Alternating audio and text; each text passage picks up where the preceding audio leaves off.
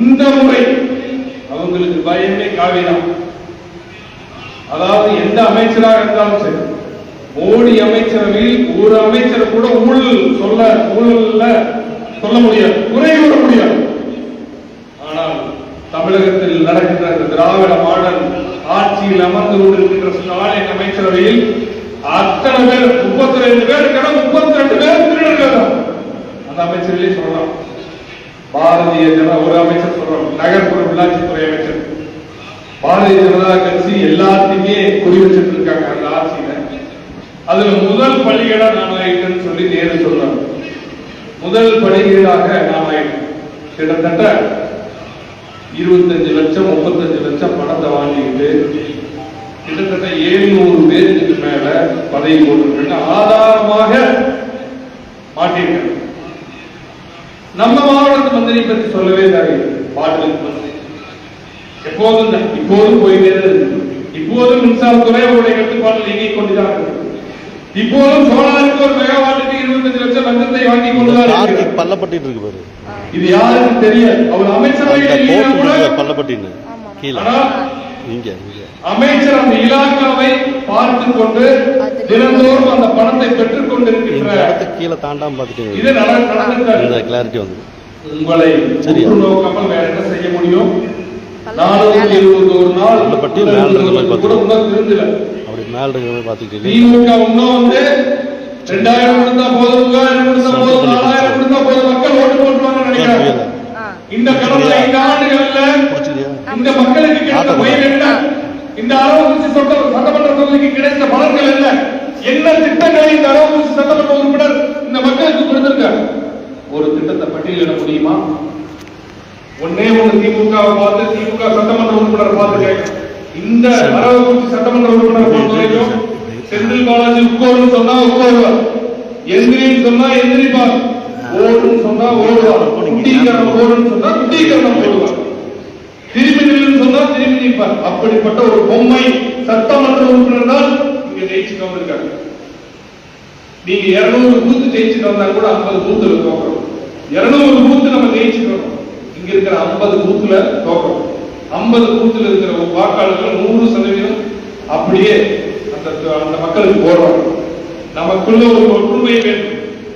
நம்ம பார்க்கணும், இந்த நாட்டுக்கு நல்லது செய்யறது யார், இந்த தேசத்துக்கு நல்லது செய்யறது யார் அப்படின்னு நம்ம கண்டிப்பாக பார்க்கணும். ஏன் இந்த நேரத்தில் பார்க்கணும் அப்படின்னா, கல்வியை கொடுக்க சொன்னா இந்த அரசு கஞ்சாவை கொடுத்து எல்லாருக்குமே கிராமத்துல கஞ்சா வந்துருச்சு. 40 ரூபா 50 ரூபா ஒட்டலும் டெய்லி கஞ்சா போடல விற்கிறான் கிராமத்துல பூரா. மாணவர் சமுதாயம் சீரழிந்து கொண்டு இதையெல்லாம் யாரு காப்பாற்றலாம்? திராவிட மாடல் ஆட்சி காப்பாற்றுமா? திராவிட மாடல் ஆட்சி கரூர் மாவட்டத்துக்கு நல்ல திட்டங்களை கொண்டு வந்திருக்கா? எதுவுமே சொல்ல முடியாது. பஸ் ஸ்டாண்ட் கொண்டு வந்திருக்காங்கன்னா பஸ் ஸ்டாண்ட் சுத்தி 1 ஏக்கர் வாங்கி வச்சிருக்கோம். தாலுகா ஆபீஸ் கொண்டு வந்திருக்கானா தாலுகா ஆபீஸ் சுத்தி 100 ஏக்கர் வாங்கி வச்சிருக்கோம். சுயநலம் சார்ந்த அரசியல் 100% சுயநலம் திமுக. அதை சார்ந்த சட்டமன்ற உறுப்பினர், திமுகவை சார்ந்த சட்டமன்ற உறுப்பினர், திமுக சார்ந்த சட்டமன்ற உறுப்பினர் இப்போது தன்னுடைய பயனை வைத்து சோலார்ல இன்வெஸ்ட்மெண்ட் பண்ணி இன்னைக்கு 50 கோடி 100 கோடிக்கு மேல சம்பாதிச்சிட்டு இருக்காரு. மந்திரியாக ரியாக்ட் பண்ணிட்டு இருக்கிறார். அவரு சொல்லவே தேவையில்லை. டெய்லி 15 கோடி 20 கோடி வருமானம். எப்படியாவது 5000 ஓட்டு கொடுத்து ஜெயிக்க முடியாதா அப்படின்னு ஏங்கிட்டு இருக்காங்க. உறுதியாக இந்த மண்டலத்தில் இந்த மண்டலில் இருந்து சொல்றேன், 100% இந்த முறை தயாராக இருக்காங்க. நம்ம அதுக்கு கொஞ்சம் பலம் பண்ணிருக்காங்க. எதை இப்படியே ஏமாத்திட்டு மக்களை இந்த முறை ஏமாற்ற முடியாது. 5000 ரூபாய் கொடுத்தாலும் மக்கள் முடிவெடுத்து விட்டார்கள் என்றால் அதை தடுக்க முடியும். இந்த அவலக்கேடான ஆட்சியை தூக்கி எறியப்பட வேண்டும். இந்த திமுக திராவிட மாடல் அரசு 99% சுயநலம். ஆனா பாரதிய ஜனதா கட்சி, பாரத பிரதமர் நினைப்பாருங்க, குடும்பம் இல்லை, குழந்தை குட்டி இல்லை, மக்களுக்காக உழைத்துக் கொண்டிருக்கிறார். இங்க என்ன பண்ணது? தமிழ்நாட்டில் மதத்தையும் ஜாதியையும் திராவிட மாடல் என்று சொல்லி பிரிச்சு எப்படியாவது குடிக்க கூடாது, மொழியை வச்சு அரசியல் பண்ணும். ஏதாச்சும் பிரச்சனை உடனே ஹிந்தி திணிக்கணும். ஏன் உன்னுடைய குழந்தைகள் 3 மொழி கட்டுனா என்ன தவறா போச்சு? 4 மொழி முக்கால்வாசி எந்த இடத்துலயுமே இந்தி திணிப்பு கிடையவே கிடையாது. அதை நம்ம ஒவ்வொருத்தருக்கும் ஒவ்வொரு முறையும் சொல்லிட்டே இருக்கோம். நாட்டுக்காக உழைக்க வேண்டும். நம்முடைய பாரத நரேந்திர மோடி அவர்களை போல உழைக்க வேண்டும். நம்முடைய அண்ணன் மாநில தலைவர் அண்ணன் நயினா நாகேந்திரன் அவர்கள் இந்த ஆட்சி தூக்கி எரியப்பட வேண்டும் என்று சொல்லி தமிழ்நாடு முழுவதும் சுற்றுப்பயணம் மேற்கொண்டு வருகிறார். மக்களை சந்தித்து தினந்தோறும் ஒவ்வொரு மாவட்டமாக பிரச்சாரத்தை மேற்கொண்டு வருகிறார். அவர்களும் வருவார் கரூர். அப்படி வரும்போது மிகப்பெரிய ஒரு எழுச்சியை உருவாக்கி கொடுக்கும். அதே போல நம்முடைய மண்ணின் மைந்தர் முன்னாள் மாநில தலைவர் அண்ணாமலை அவர்கள் நினைச்சு பாருங்க, யாராச்சும் இருக்க முடியுமா? ஒரு மந்திரி திமுக சொல்ல முடியுமா? எவ்வளவு உழைப்பு, அத்தனை உழைத்துக் கொண்டிருக்கிறார்கள். இவர்களுக்கெல்லாம் சுயநலம் சார்ந்த அரசியல் இல்லை, பொதுநலம் தான் அவங்களுடைய நோக்கம். நம்முடைய அமைப்பு பொதுச் செயலாளர் பெருமதிப்புக்குரிய விநாயகர் குடும்பம் இருக்கா, குட்டி இருக்கா, இந்த வயசிலும் நாட்டிற்காக மக்களுக்காக தேசத்திற்காக உழைத்துக் கொண்டிருக்கிறார்கள். நம்மளுடைய உணர்வு தேசத்திற்கு உண்டான உணர்வாக இருக்க வேண்டும். நம்மளுடைய சமுதாயம் நல்லா இருக்கும், நம்மளுடைய குழந்தைகள் நல்லா இருக்கும், நம்மளுடைய நாட்டு மக்கள் நல்லா இருக்கும், நம்மளுடைய ஊர் நல்லா இருக்கு. ஒவ்வொருத்தரும் மனசுல ஏற்கும். இந்த களப்பணி ரொம்ப முக்கியமானது. அதனால தயவு கூர்ந்து இந்த வருகின்ற 6 மாசம் எல்லாருமே மனசுல வச்சுக்க, ஒவ்வொருத்தரும் பார்க்கிற இடத்துல எல்லாம் இந்த கேடு கெட்ட ஆட்சியை தூக்கி எறியணும். நம்மளுடைய பாரதிய ஜனதா கட்சி அங்க வைக்கின்ற அனைத்து இந்திய அண்ணா திராவிட முன்னேற்ற கழக கூட்டணி நம்ம கூட இருந்தாலே வெற்றி கிடைக்கும். 2026 அந்த வெற்றியை நாம் பதிவு செய்ய வேண்டும். இங்க வந்து நான் என்னையும் சொல்ல, இங்க இருக்கிறத யாரு வேணாலும் மேடையில் இருக்காங்க, மேடையில் இருக்க கீழே இருக்காங்க, உழைக்கின்ற ஒருவரை உச்சியில் ஏற்ற கட்சி பாரதிய ஜனதா கட்சி. நம்புவீங்களா? நம்ம சிபி ராதாகிருஷ்ணன் நம்ம இந்தியாவுடைய துணை ஜனாதிபதி. நினைச்சு பாருங்க, எண்ணி பார்த்துப்பாரு. அவரு தொடர்ந்து இந்த இயக்கத்துக்காக உழைத்துக் கொண்டிருந்தார். இன்னைக்கு எங்க இருக்காரு?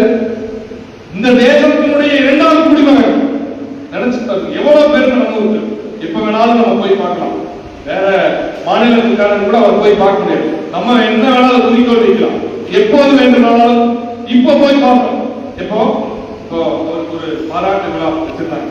ஒரு 2 வாரங்களுக்கு முன்னாடி திருப்பூர் வந்திருந்தார். நம்ம போய் பார்த்தோம். அவர் சொன்னார், மறக்காம நான் பாரதிய ஜனதா கட்சியில் கடைசியாக கலந்து கொண்ட ஆர்ப்பாட்டம் கரூர் ஆர்ப்பாட்டம். அந்த ஆர்ப்பாட்டத்தை மிக சிறப்பாக நீங்கள் நடத்தி கொடுத்தீங்க. அந்த கரூர் ஆர்ப்பாட்டத்தை முடிச்சுட்டு பரமத்தில ஒரு இடத்துல வந்து டீ சாப்பிடும்.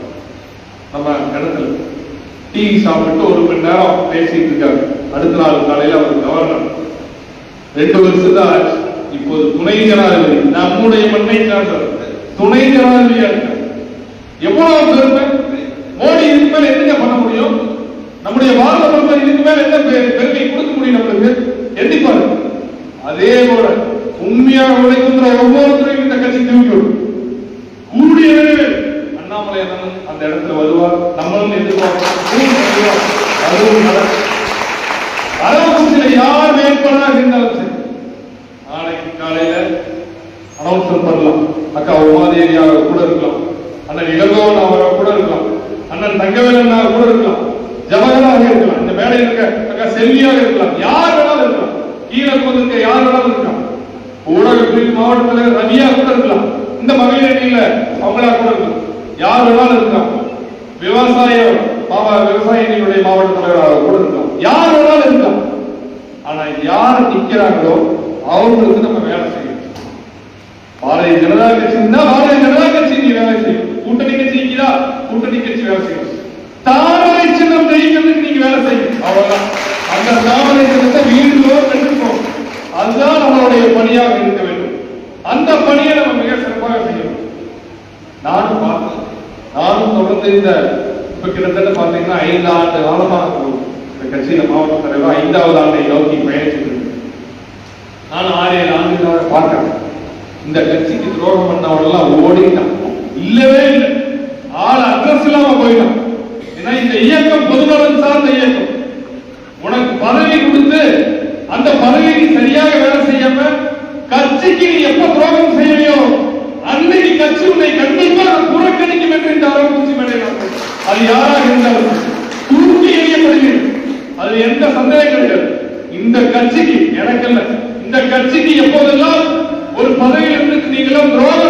செய்ய ஒவ்வொருத்தரும் நினைக்கிறாங்களோ அந்த கட்சியில அந்த கட்சி உங்களை கண்டிப்பா தூக்கி எறியும். அதனால இந்த மீட்டிங்க்கு வராம அக்கா சொன்னாங்கல்ல இடைஞ்சல் செஞ்சாங்க அவங்களுக்கு எல்லாம் நான் சொல்றேன் உறுதியா இருக்கும். அதை பத்தி இல்லை. கட்சிக்கு வேலை செய்யுங்க. உங்களுக்கு கட்சி பதவி கொடுத்து கட்சி உங்களை நம்பி பதவி கொடுத்து துரோகம் செய்யல. யார் கூட்டத்துக்கு போக அதிமுகவுக்கு நீ மற்ற கட்சிக்கு வேலை செய்ய வேண்டாம். பாரதிய ஜனதா கட்சிக்கு வேலை செய்யும். பாரதிய ஜனதா கட்சியினுடைய தொண்டராக வேலை செய்யும். தாமரை சின்னத்துக்காக வேலை செய்யும். நம்முடைய பாரத பிரதமர் நரேந்திர மோடிக்காக வேலை செய்யும். நம்முடைய முன்னாள் மாநில தலைவர் அண்ணாமலை அவர்களுக்காக வேலை செய்யும். இயக்கத்துக்காக வேலை செய்யும். அப்பதான் அந்த இயக்கம் உங்களை எப்போதுமே கட்டிக்காடும். ஒரு பிரச்சனைனா வந்து நிற்பாங்க கட்சிக்காரங்க. உயர்வுக்கு வந்து நிற்பாங்க. ஒவ்வொரு முறையும் நடந்திருக்கு. இன்னைக்கு வரைக்கும் பேசுறாங்க. ஒரு சாதாரண தொண்டனுக்காக பரமத்தி தெற்கு ஒன்றியத்துல போலீஸ் ஸ்டேஷன் முற்றுகை இன்னைக்கு வரைக்கும் பேசப்படுது. பாரதிய ஜனதா கட்சி அலுவலகம் கமலாலயம் யாராச்சும் தெரியுமா? அந்த மண்டல தலைவர் நான் வந்துட்டு இருக்கேன் சேலத்திலிருந்து. உடனடியாக வர வேண்டும். நீங்கள் ஸ்டேஷனை போலீஸ் ஸ்டேஷனை முற்றுகைய வேண்டும். போலீஸ் அதிகாரிகள் வந்து நம்ம தொண்டனை கைது செஞ்சுட்டாங்க. அந்த உணர்வு எப்போதெல்லாம் ஒரு தொண்டனுக்கு இருக்கிறதோ அப்போதெல்லாம் பாரதிய ஜனதா கட்சியை அசைக்க முடியாது இடத்துக்கு நம்ம எடுத்துக்கோம். ஒவ்வொருத்தருக்கும் அந்த வெறி வேண்டும். இந்த இயக்கத்துக்காக நீங்கள் வேலை செய்தால் இந்த இயக்கம் உங்களை